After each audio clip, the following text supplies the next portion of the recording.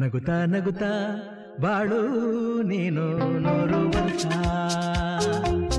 ಎಂದು ಹೀಗೆ ಇರಲಿ ಹರುಷ ಹರುಷ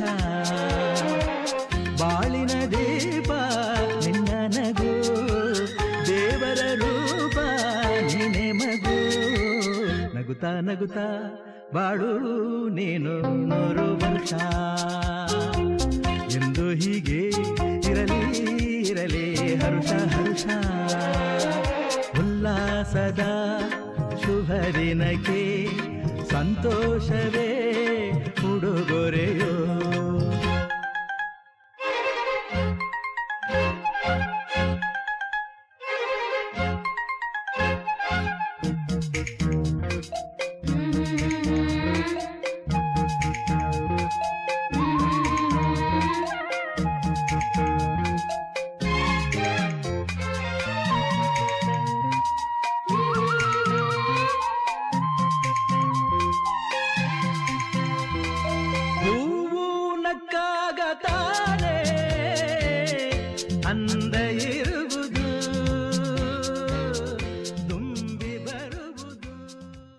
ಬಸವನಗುಡಿ ವಿಧಾನಸಭಾ ಕ್ಷೇತ್ರದ ಹನುಮಂತನಗರ ಅಶ್ವತ್ಥಕಟ್ಟೆ ಗೆಳೆಯರ ಬಳಗದ ಈ ಪ್ರದೇಶದಲ್ಲಿ ಒಂದು ಹಬ್ಬದ ವಾತಾವರಣ. ಕೇವಲ 3 ವರ್ಷದ ಅವಧಿ 2023 2026 ಇವತ್ತು ಬಸವನಗುಡಿ ವಿಧಾನಸಭಾ ಕ್ಷೇತ್ರದಲ್ಲಿ ಸಂಚಲನ ಮೂಡಿಸಿ ಅವರ ಸಮಾಜ ಸೇವೆ ಮೂಲಕ ಇವತ್ತು ಸರ್ಕಾರ ಅದೇನೋ ಗ್ಯಾರಂಟಿ ಅಂತ ಏನೋ ಬಸ್ಗಳನ್ನ ಬಿಟ್ಟಿರ್ಬೋದು, ಆದರೆ ಸ್ವಂತ ಕಷ್ಟಪಟ್ಟ ಸಂಪಾದನೆಯಿಂದ ಇವತ್ತು ಸಾರ್ವಜನಿಕರಿಗೆ ಬೆಂಗಳೂರಿಂದ ನಾಗಮಂಗಲಕ್ಕೆ ಉಚಿತವಾಗಿ ಬಸ್ ಸೇವೆಯನ್ನು ಯಾರೊಬ್ಬರು ಮಾಡಿದರು ಅಂತ ಅಂದರೆ ಈ 2023ರಿಂದ 2026 ಅಲ್ಪಾವಧಿಯಲ್ಲಿ ಬಸವನಗುಡಿ ವಿಧಾನಸಭಾ ಕ್ಷೇತ್ರದಲ್ಲಿ ಅವರ ಒಳ್ಳೆತನದಿಂದ ಚಿರಪರಿಚಿತ ಆದರೂ ಅಷ್ಟು ಬೇಗ ಅಂತ ಯಾರಂತ ಅಂದರೆ ಅದು ನಮ್ಮ ಅರಮನೆ ಶಂಕರ್ ಅವರು. ಇವತ್ತು ಅವರ ಜನ್ಮದಿನ, ಅವರ ಹುಟ್ಟುಹಬ್ಬವನ್ನು ಅಶ್ವತ್ಥಕಟ್ಟೆ ಗೆಳೆಯರ ಬಳಗದ ಸ್ಥಳದಲ್ಲಿ ನಮ್ಮ ಮಂಜೂರವರು, ಜೈ ಕರ್ನಾಟಕ ಮಂಜೂರವರು, ನಮ್ಮ ಆಪ್ತ ಸ್ನೇಹಿತರಾದ ವೆಂಕಟೇಶ್ರವರು, ನಮ್ಮ ಮಾಜಿ ಕಾರ್ಪೊರೇಟರು ಬಸವಲಿಂಗಪ್ಪ ಅವ್ರ ಮಗ ನಾಗೇಶ್ರವರು, ಇತರರು ಎಲ್ಲ ಶಂಕರ್ ಅವರ ಅಭಿಮಾನಿಗಳು, ನಮ್ಮ JDS ಪಕ್ಷದ ಕಾರ್ಯಕರ್ತರು, ಸ್ನೇಹಿತರು ಪ್ರತಿಯೊಬ್ಬರು ಸೇರಿಕೊಂಡು ವಿಶೇಷವಾಗಿ ಅವ್ರ ಹುಟ್ಟುಹಬ್ಬವನ್ನು ಆಚರಿಸ್ತಾ ಇದ್ದೀವಿ. ಇವತ್ತು ಶಂಕರ್ ಅವರು ಇತ್ತೀಚೆಗೆ ರಾಜಕಾರಣದಲ್ಲಿ ಪ್ರವೇಶ ಮಾಡಿದರೂ ಸಹ ಚುನಾವಣಾ ರಾಜಕಾರಣದಲ್ಲಿ ಅವರಿಗೆ ಸೋಲಾಗಿರ್ಬೋದು, ಆದರೆ ಸಾರ್ವಜನಿಕ ವೇದಿಕೆಯಲ್ಲಿ ಅವರಿಗೆ ಗೆಲುವಾಗಿದೆ. ಎಲ್ಲರಿಗೂ ಚಿರಪರಿಚಿತರಾಗಿದ್ದಾರೆ. ಅವರಿಂದ ಸಹಾಯ ಪಡ್ಕೊಂಡವರು ಅನೇಕರು, ಯಾರಿಗೂ ಇಲ್ಲ ಅಂದವರಿಲ್ಲ. ಇವತ್ತು ಇಲ್ಲಿ ಐ ಕ್ಯಾಂಪ್ ಮಾಡಿ ಸಾವಿರಾರು ಜನಕ್ಕೆ ನೇತ್ರ ಚಿಕಿತ್ಸೆಯನ್ನು ಕೊಟ್ಟವರು ಬಸವನಗುಡಿ ವಿಧಾನಸಭಾ ಕ್ಷೇತ್ರದಲ್ಲಿ ಮೊಟ್ಟ ಮೊದಲ ಬಾರಿಗೆ ಅರಮನೆ ಶಂಕರ್ ಅವರು ಒಂದು ಹೆಲ್ಪ್ ಕ್ಯಾಂಪ್ ಮಾಡಿ ಗುರುತಿಸ್ಕೊಂಡು ಸಮಾಜ ಸೇವೆ ಮೂಲಕ ಜನರಿಗೆ ನಾನು ಹತ್ತಿರವಾಗಿ ಇರ್ತೇನೆ, ಮುಂದಿನ ದಿನಗಳಲ್ಲಿ ನಾನು ನಿಮ್ಮ ಮೊಡೆ ಇರ್ತೀನಿ ಅಂತ ಇಷ್ಟು ಸಣ್ಣ ವಯಸ್ಸಲ್ಲೇ ಈ ತೀರ್ಮಾನ ತಗೊಂಡು ಅವರ ಸ್ವಂತ ಸಂಪಾದನೆಯಿಂದ ಈ ರೀತಿ ಸಮಾಜ ಸೇವೆಯನ್ನು ಮಾಡ್ತಾ ಇದ್ದಾರೆ ಶಂಕರ್ ಅವರು. ಮುಂದಿನ ದಿನಗಳಲ್ಲಿ ಅವರಿಗೆ ರಾಜಕೀಯ ಭವಿಷ್ಯ ಬಹಳ ಉಜ್ವಲವಾಗಿದೆ. ಅವರು ಬೆಳಿಬೇಕು, ಇಂಥವ್ರು ಬೆಳಿಬೇಕು. ಇಂಥವ್ರು ಬೆಳೆದ್ರೇ ನಮ್ಮ ಸಮಾಜ ಒಳ್ಳೆ ರೀತಿ ಸುಧಾರಣೆ ಆಗೋದು ಸಹ. ಇಂಥವ್ರು ರಾಜಕೀಯವಾಗಿ ಬೆಳಿಬೇಕು. ಅವರು ಇನ್ನೂ ಹೆಚ್ಚಿನ ಶಕ್ತಿ ಕೊಡಲಿ, ದೇವರವ್ರಿಗೆ ಅಧಿಕಾರ ಕೊಡಲಿ, ಆರೋಗ್ಯ ಕೊಡಲಿ, ಸಂಪತ್ತು ಇನ್ನು ಇವಾಗೂ ಇದೆ, ಇನ್ನು ಹೆಚ್ಚಿನ ರೀತಿಯಲ್ಲಿ ಕೊಡಲಿ. ಯಾಕಂದರೆ ಅವ್ರ ಸಂಪತ್ತು ಬಂದಷ್ಟು ಜನರಿಗೆ ವಿನಿಯೋಗಿಸ್ತಾರೆ ಹಣನ. ಆದ್ದರಿಂದ ಇನ್ನೂ ಅವ್ರಿಗೆ ಹೆಚ್ಚಿನ ಸಂಪತ್ತು ಕೊಡಲಿ. ಅರಮನೆ ಶಂಕರ್ ಅವರು ಹೆಸರಿನ ತಕ್ಕನಾಗಿ ಅರಮನೆ ರಾಜನಾಗಿ ಸೇರಿಕೊಂಡು ಜನಸೇವೆಯನ್ನು ಮಾಡಲಿ ಅಂತ ಅವ್ರಿಗೆ ಹಾರೈಸ್ತಾ ಅರಮನೆ ಶಂಕರ್ ಅವರಿಗೆ ಜನ್ಮದಿನದ ಹಾರ್ದಿಕ ಶುಭಾಶಯಗಳು. ಭಗವಂತ ಅವ್ರಿಗೆ ಆಯಸ್ಸು, ಐಶ್ವರ್ಯ, ಸಮೃದ್ಧಿ, ನೆಮ್ಮದಿ ಎಲ್ಲ ಕೊಡಲಿ, ಉನ್ನತ ಸ್ಥಾನದಲ್ಲಿ ಕೊಡಲಿ ಅಂತ ಅವ್ರಿಗೆ ಹಾರೈಸ್ತಾ ಮತ್ತೊಮ್ಮೆ ಶಂಕರ್ ಅವರೇ ನಿಮಗೆ ಹಾರ್ದಿಕ ಶುಭಾಶಯಗಳು, ಹುಟ್ಟುಹಬ್ಬದ ಹಾರ್ದಿಕ ಶುಭಾಶಯಗಳು. ನಮ್ಮ ಶಂಕರ್ ಅವರ ಹುಟ್ಟುಹಬ್ಬ ನಿನ್ನೆ 28/1/2026 ಆಚರಣೆ ಆಗಿದೆ.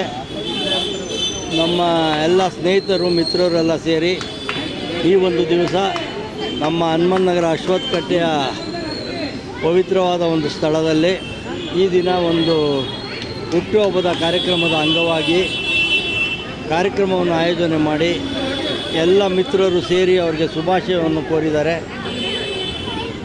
ನಾವು ಕೂಡ ಆ ಒಂದು ಕಾರ್ಯಕ್ರಮದಲ್ಲಿ ಭಾಗವಹಿಸಿ ನಮ್ಮ ಆತ್ಮೀಯ ಸ್ನೇಹಿತರಾದ ಶಂಕರ್ ಅವರಿಗೆ ಹುಟ್ಟುಹಬ್ಬದ ಶುಭಾಶಯವನ್ನು ಕೋರಿ ಭಗವಂತ ಅವರಿಗೆ ಆಯುಷ್ಯ ಆರೋಗ್ಯವನ್ನು ಕೊಟ್ಟು ಅವರು ಯಾವುದೇ ಕ್ಷೇತ್ರದಲ್ಲಿ ಮುನ್ನಡೆಯಲು ಅವರಿಗೆಲ್ಲ ಜಯಗಳು ಲಭಿಸಲಿ ಅಂತೇಳಿ ಮುಂದಿನ ದಿನಗಳಲ್ಲಿ ಅವರ ಕಾರ್ಯಕ್ರಮಗಳೆಲ್ಲ ನೆರವೇರಲಿ ಅಂತೇಳಿ ಭಗವಂತನ ಪ್ರಾರ್ಥನೆ ಮಾಡೋಣ. ಮತ್ತೊಮ್ಮೆ ಶಂಕರ್ ಅವರಿಗೆ ಹುಟ್ಟುಹಬ್ಬದ ಆರ್ಥಿಕ ಶುಭಾಶಯಗಳು. ಆತ್ಮೀಯರು, ನಮ್ಮೆಲ್ಲರ ನೆಚ್ಚಿನ ನಾಯಕರು ಮತ್ತು ಬಸವನಗುಡಿ ಕ್ಷೇತ್ರದ ಪ್ರತಿಷ್ಠಿತ ಅಭ್ಯರ್ಥಿಯಾಗಿ ನಮ್ಮೆಲ್ಲರಿಗೂ ಅಚ್ಚುಮೆಚ್ಚಿನ ನಾಯಕರಾದ ಅರಮನೆ ಶಂಕರ್ ಅವರ 46ನೇ ವರ್ಷದ ಹುಟ್ಟುಹಬ್ಬವನ್ನು ನಮ್ಮ ಕಟ್ಟೆ ಭವನದಲ್ಲಿ ನಮ್ಮ ಎಲ್ಲ ವೆಂಕಟೇಶು, ಮಂಜು, ಪ್ರಸಾದ್ ಅವರು, ನಾಗೇಶು ಎಲ್ಲ ಆತ್ಮೀಯ ಸ್ನೇಹಿತರು ಸೇರಿ ಜನತಾದಳ ಜಾತ್ಯತೀತ ಪಕ್ಷದ ಎಲ್ಲ ಮುಖಂಡರು ಬಂದು ಅವರಿಗೆ ಶುಭ ಹಾರೈಸಿದ್ದಾರೆ.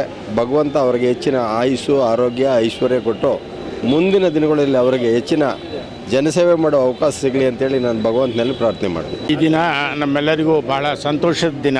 ಏಕೆಂದರೆ ನಮ್ಮ ಪಕ್ಷದ ಹಿರಿಯ ಮುಖಂಡರು ಮತ್ತು ಬಸವನಗುಡಿ ವಿಧಾನಸಭಾ ಕ್ಷೇತ್ರದಲ್ಲಿ ಹಿಂದಿನ ವಿಧಾನಸಭಾ ಕ್ಷೇತ್ರದಲ್ಲಿ ನಮ್ಮ ಪಕ್ಷದ ಅಭ್ಯರ್ಥಿ ಆಗಿದ್ದಂಥವರು ಎಲ್ಲ ಜನರ ನಮ್ಮ ಕಾರ್ಯಕರ್ತರ ವಿಶ್ವಾಸ ಗಳಿಸ್ಕೊಂಡ್ರು ಅಂತ ಅರಮನೆ ಶಂಕರ್ ಅವರ 46ನೇ ಹುಟ್ಟುಹಬ್ಬ. ಈ ಹುಟ್ಟುಹಬ್ಬಕ್ಕೆ ನಾವೆಲ್ಲರೂ ಪಕ್ಷದ ಕಾರ್ಯಕರ್ತರು, ಮುಖಂಡರುಗಳು ಮತ್ತು ಎಲ್ಲರೂ ಅವರಿಗೆ ಶುಭ ಕೋರ್ತಾರೆ. ಈ ಸಂದರ್ಭದಲ್ಲಿ ನಮ್ಮ ಪಕ್ಷದ ಪರವಾಗಿ, ಬೆಂಗಳೂರು ನಗರ ಜನತಾದಳದ ಪರವಾಗಿ ಅವರಿಗೆ ನಾನು ಸಹ ಶುಭ ಕೋರ್ತಾ ಇದ್ದೇನೆ. ಅವರಿಗೆ ಒಳ್ಳೆಯದಾಗಲಿ, ಅಭಿವೃದ್ಧಿ ಆಗಲಿ, ಅವರ ಸಮಾಜ ಸೇವೆ ಇನ್ನಷ್ಟು ವಿಸ್ತಾರವಾಗಲಿ ಅಂಥೇಳಿ ನಾನು ಭಗವಂತನಲ್ಲಿ ಪ್ರಾರ್ಥಿಸ್ತೇನೆ. ಮತ್ತೊಮ್ಮೆ ಅರಮನೆ ಶಂಕರ್ ಅವರಿಗೆ ಹುಟ್ಟಿದಬ್ಬದ ಶುಭಾಶಯಗಳನ್ನು. ನಮ್ಮೆಲ್ಲರ ಪ್ರೀತಿಯ ನಾಯಕರಾದಂಥ ಅರಮನೆ ಶಂಕರ್ ಅವರು ನಮ್ಮ ಬಸವನಗುಡಿಗೆ ರಾಜಕೀಯವಾಗಿ ಪ್ರವೇಶ ಮಾಡಿದಾಗ ಇಡೀ ನಮ್ಮ ಬಸವನಗುಡಿನೇ ಶೇಕ್ ಮಾಡಿದರು. ಹೆಂಗೆ ಅಂದರೆ ಅಷ್ಟು ಜನ ಒಲವು ಅವ್ರ ಬಗ್ಗೆ ಇತ್ತು. ಆದರೆ ಮತವಾಗಿ ಕನ್ವರ್ಟ್ ಆಗಲಿಲ್ಲ. ಅದು ನಮ್ಮ ಕುಮಾರಣ್ಣನವರ ಏನು ಸಭೆಗಳು ಬರ್ತಾರೆ ಅದೇ ಥರ ಬಂದರು, ಇಲ್ಲೂ ಅದೇ ಥರ ಆಗ್ಬಿಡ್ತು. ಆದರೆ ಜನಗಳಿಗೆಲ್ಲ ಪ್ರೀತಿ ಪಾತ್ರ ಆದರು. ಸುಮಾರು ಜನಕ್ಕೆ ಎಲ್ಲರೂ ನಮ್ಮ ಶಂಕರಣ್ಣನ ಅಭಿಮಾನವನ್ನು ಬೆಳೆಸ್ಕೊಂಡ್ರು. ಅದೇ ರೀತಿ ಸರ್ಕಾರ ಇವತ್ತೇನು ಫ್ರೀ ಉಚಿತ ಬಸ್ನ ಇವ್ರು ಮೊದಲೇ ಮಾಡಿಬಿಟ್ಟಿದ್ರು. ಅದನ್ನು ನೋಡಿ ಕಾಪಿ ಮಾಡಿದ್ದು ಇನ್ನು ನಮ್ಮ ಕಾಂಗ್ರೆಸ್ ಸರ್ಕಾರ. ಹಾಗಾಗಿ ನಮ್ಮ ಎಲ್ಲರ ಕಣ್ಮಣಿ ಮುಂದಿನ ದಿನಗಳಲ್ಲಿ ಅವ್ರಿಗೆ ರಾಜಕೀಯ ಭವಿಷ್ಯ ಉಜ್ವಲವಾಗಿರಲಿ. ಅವರಿಗೆ ಒಳ್ಳೆ ದೇವರು ಒಳ್ಳೆ ಆರೋಗ್ಯ ಕೊಟ್ಟು, ಆಯುಷ್ ಕೊಟ್ಟು, ಒಳ್ಳೆ ರಾಜಕೀಯದಲ್ಲಿ ಉನ್ನತ ಸ್ಥಾನವನ್ನು ಕಲ್ಪಿಸಲಿ, ಮುಂದೆ ನಮ್ಮೆಲ್ಲರಿಗೂ ಮಾರ್ಗದರ್ಶಕರಾಗಿರಲಿ ಅಂತ ಎರಡು ಮಾತಾಡಲಿಕ್ಕೆ ಇಷ್ಟಪಡ್ತೀನಿ. ನಮಸ್ಕಾರ. ಶಂಕರಣ್ಣ ಅಂತಂದರೆ ಅವ್ರು ವಯಸ್ಸಲ್ಲಿ ಚಿಕ್ಕವರಿದ್ರು, ನಮಗೆಲ್ಲರಿಗೂ ಒಂದು ದೊಡ್ಡಣ್ಣ ಇದ್ದಂಗೆ ಲೆಕ್ಕಾಚಾರ. ಇವರೆಲ್ಲ ಹೇಳ್ದಂಗೆ ಬಸ್ಸನ್ನು ಉಚಿತವಾಗಿ ಬಿಟ್ಟು ಅದನ್ನು ಕಾಪಿ ಮಾಡೋದು ಸರ್ಕಾರದವರು ಅನ್ನೋದಕ್ಕಿಂತ ಬೇರೆ ಬೇರೆ ರೀತಿಗಳಲ್ಲಿ ಎಲ್ಲ ರೀತಿ ಕೆಲಸ ಕಾರ್ಯಗಳು ಮಾಡ್ಕೊಂಡ್ಬಂದಿದ್ದಾರೆ. ಅದಕ್ಕಿಂತ ವಿಶೇಷವಾಗಿ ಅವರೊಂದು ಕಾನ್ಸೆಪ್ಟ್ ತಂದರು. ಏನಂತಂದರೆ ಮಕ್ಕಳಿಗೆ ಇನ್ಶೂರೆನ್ಸ್ ಅನ್ನೋದು ತಂದುಕೊಟ್ರು. ಸ್ಕೂಲ್ ಮಕ್ಕಳಿಂದ ಹಿಡಿದು ಪ್ರತಿಯೊಬ್ಬರಿಗೂ ಇನ್ಶೂರೆನ್ಸ್, ಅದನ್ನು ಯಾರೂ ಮರೆಯೋಕ್ಕಾಗಲ್ಲ. ಬಟ್ ಇಂಥವ್ರಿಗೆ ಅಧಿಕಾರ ಸಿಕ್ಕಿದರೆ ಇನ್ನೂ ಹೆಚ್ಚಿನ ರೀತಿಯಲ್ಲಿ ಬೇರೆ ಬೇರೆ ಕೆಲಸಗಳು ಮಾಡ್ತಾರೆ. ಮುಂದಿನ ದಿನಗಳಲ್ಲಿ ಅವ್ರಿಗೆ ಭಗವಂತ ಎಲ್ಲ ರೀತಿ ಉನ್ನತ ಸ್ಥಾನವನ್ನು ಕಲ್ಪಿಸ್ಕೊಡ್ಲಿ ಅಂತ ಕೇಳಿ. ಏಕೆಂದರೆ ಎಲ್ಲ ರೀತಿ ಇದೆ, ಐಶ್ವರ್ಯ ಇದೆ, ಆರೋಗ್ಯ ಇದೆ, ಮತ್ತು ಎಲ್ಲ ಇದೆ. ಆರೋಗ್ಯ ಮತ್ತು ಇನ್ನೂ ಹೆಚ್ಚಿನ ಆರೋಗ್ಯ ಇರಲಿ. ಜೊತೆಗೆ ನಾವು ಹೇಳೋದು ಐಶ್ವರ್ಯಕ್ಕಿಂತ ಅವರಲ್ಲಿರುವಂಥ ಈ ಕಾರ್ಯಕ್ರಮಗಳು ಸಾರ್ವಜನಿಕ ಅನುಕೂಲ ಆಗಬೇಕು. ಅಂಥವ್ರು ಅಧಿಕಾರಕ್ಕೆ ಬರಬೇಕು, ಅವ್ರು ಯಾವುದೋ ಒಂದು ಸ್ಥಾನಮಾನಗಳಿಗೆ ಬರಬೇಕು ಅನ್ನೋದು ಭಗವಂತನ ಪ್ರಾರ್ಥನೆ ಮಾಡ್ತೀನಿ. ಅದೇ ಮತ್ತೊಮ್ಮೆ ಶಂಕರಣ್ಣವ್ರಿಗೆ ಹುಟ್ಟುಹಬ್ಬದ ಆರ್ಥಿಕ ಶುಭಾಶಯ. ನನಗೆ ಹುಟ್ಟಿದಬ್ಬದ ಶುಭಾಶಯಗಳು. ಅವ್ರಿಗೆ 100 ವರ್ಷ ಆಯುಷ್ಯ ಆರೋಗ್ಯ ಕೊಡಲಿ, ಅಧಿಕಾರನೂ ಕೊಡಲಿ ಅಂತ ನಾವು ಕೇಳ್ಕೊತೀವಿ. ಇದಕ್ಕೆ ಹುಟ್ಟಿದ ಕಾರಣಕರ್ತರಾದ ನಮ್ಮ ಪ್ರಸಾದ್ ಸರು, ವೆಂಕಟೇಶು ಎಲ್ಲರಿಗೂ ಒಳ್ಳೆಯದಾಗಲಿ. ಎಲ್ರಿಗೂ ನಮಸ್ಕಾರ. ಈ ದಿನ ನನಗೆ ರಾಜಕೀಯವಾಗಿ ಹುಟ್ಟು ಕೊಟ್ಟಿದ್ದ ಬಸವನಗುಡಿ ಕ್ಷೇತ್ರದಲ್ಲಿ ನನ್ನ ಹುಟ್ಟುಹಬ್ಬನ ಹಿರಿಯರಾದಂಥ ಪ್ರಸಾದಣ್ಣ ನೇತೃತ್ವದಲ್ಲಿ ಜಿಪ್ಪಿ ಅಣ್ಣ, ನಮ್ಮ ಮಂಜಣ್ಣ, ಹಾಗೆ ನಮ್ಮ ಪಕ್ಷದ ನಾಯಕರಾದಂಥ ರಾಜು ಅವರು, ಸಿದ್ದೇಗೌಡರು, ಬಸವರಾಜಣ್ಣ ಎಲ್ಲರೂ ಸೇರಿ ಆಚರಿಸ್ತಾ ಇದ್ದಾರೆ. ನನ್ನ ಬಸವನಗುಡಿ ಕ್ಷೇತ್ರಕ್ಕೆ ಹೊಸದಾಗಿ ನಾನು ಬಂದಾಗ ವಯಸ್ಸು ಅನ್ನೋದು ನೋಡಿದೆ, ಚಿಕ್ಕ ಹುಡುಗ ಅನ್ನೋದು ನೋಡಿದೆ. ನಾನು ರಾಜಕೀಯವಾಗಿ ಹೊಸಬ, ಆದರೂ ಸಹ ಯಾರೂ ಸಹ ಅದನ್ನು ನನಗೆ ತೋರಿಸ್ದೇನೆ ಎಲ್ಲರೂ ನನಗೆ ಸಹಕಾರ ನೀಡಿ ಈ ದಿನ ನನ್ನ ಒಬ್ಬ ನಾಯಕನ ಥರ ಇಲ್ಲಿ ಟ್ರೀಟ್ ಮಾಡ್ತಾ ಇದ್ದಾರೆ. ಬಟ್ ನಾನು ಯಾವತ್ತೂ ಅವ್ರ ಪ್ರೀತಿ ಇದಕ್ಕೆ ಚಿರಋಣಿಯಾಗಿರ್ತೀನಿ. ದೇವರಲ್ಲಿ ಒಂದೇ ಒಂದು ಅವಕಾಶನ ಕೇಳ್ಕೊಳ್ತಾ ಇದ್ದೀನಿ. ಇವರ ಋಣನ ಯಾವ ರೀತಿ ನಾನು ತೀರಿಸಬೇಕು ಅದಕ್ಕೊಂದು ಅವಕಾಶನ ದೇವರಲ್ಲಿ ಕೇಳ್ಕೊಳ್ತೀನಿ. ಮುಂದಿನ ದಿನಗಳಲ್ಲಿ ದೇವರು ಅವಕಾಶ ಮಾಡಿಕೊಡ್ತಾನೆ, ಹಾಗೆ ಜನನೂ ಅವಕಾಶ ಮಾಡಿಕೊಡ್ತಾರೆ ಅಂತ ನಂಬಿದ್ದೀನಿ. ಹಾಗಾಗುತ್ತೆ, ಒಳ್ಳೇದು ಹಾಗೆ ಆಗುತ್ತೆ.